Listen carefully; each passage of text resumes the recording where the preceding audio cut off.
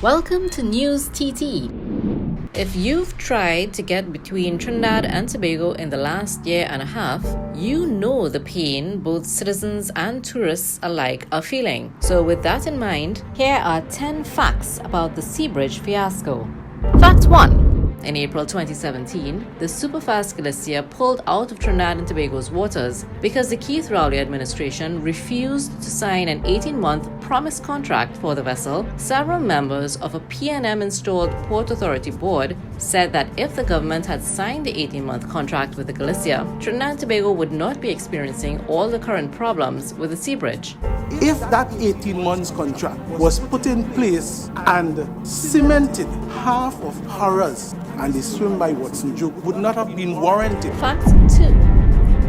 After members of the Port Authority Board exposed that an 18-month contract was approved and was just waiting on the minister, the former and current transport ministers, Fitzgerald Hines and Rohan Sinanan, had conflicting views.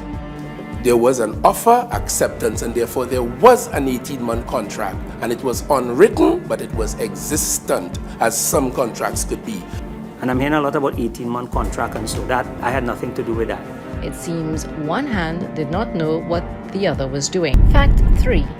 Bay Ferries, a Canadian firm that handled the maintenance of the fast ferries, the TNT Spirit and the TNT Express, for more than 10 years, was replaced by Magellan Services Limited. Since the exit of Bay Ferries, the two fast ferries have been plagued with maintenance issues. Port Authority Chairman Alison Lewis admitted that we did not negotiate properly with Bay Ferries. Fact 4.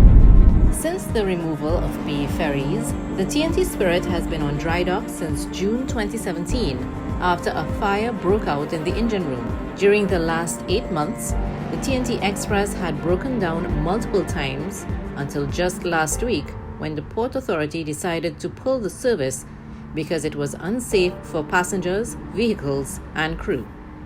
Fact 5.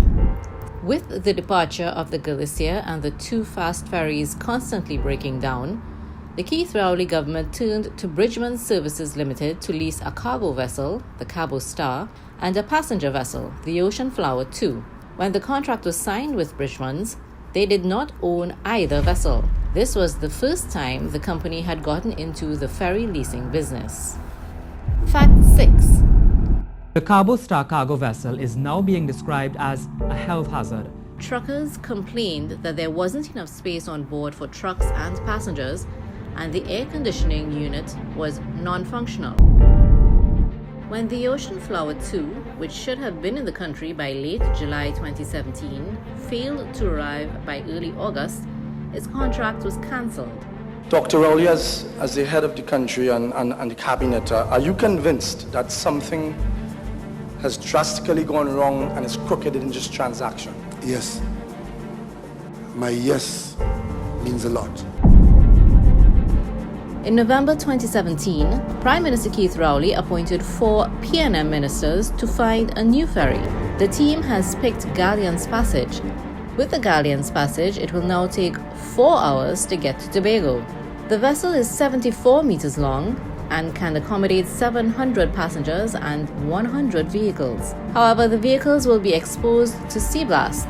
There have been claims that the Galleon's Passage is too short and too light for the open seas between Trinidad and Tobago and could become the vomit comet for passengers. Fact 9. Several questions are now being raised about the Galleon's Passage. Apart from the fact that the Galleon's Passage is slower and smaller than what was recommended by the ferry stakeholders, the vessel is also built for use in sheltered waters and not on the open seas between Trinidad and Tobago. Questions are also being asked as to why Com Imbert and others are using international broking services to buy the Galleon's Passage. In 2008, Trinidad and Tobago purchased 3 water taxis via the same company under the watchful eye of then Works and Transport Minister Com Imbert. The HC Katia, the HC Olivia, and the HC Melancia were purchased for $36 million and lasted only 2 years on the service before breakdown. All are currently packed at the Coast Guard facility in Chaguaramas and may soon be sold as scrap iron.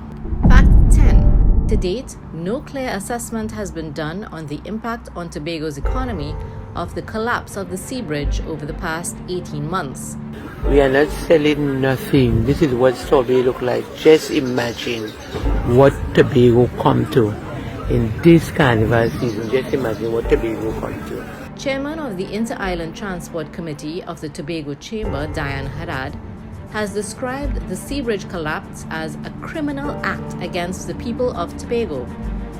The chairman of PNM Tobago and THA Chief Secretary, Kelvin Charles, has been reserved to the point of silence on the issue of the sea bridge and its impact on Tobagonians. On December 3rd, Prime Minister Keith Rowley once again promised citizens that the inter-island ferry problems would be solved by Christmas. This date, like many other promised fixes for the ferry, has come and gone, and the ferry saga continues.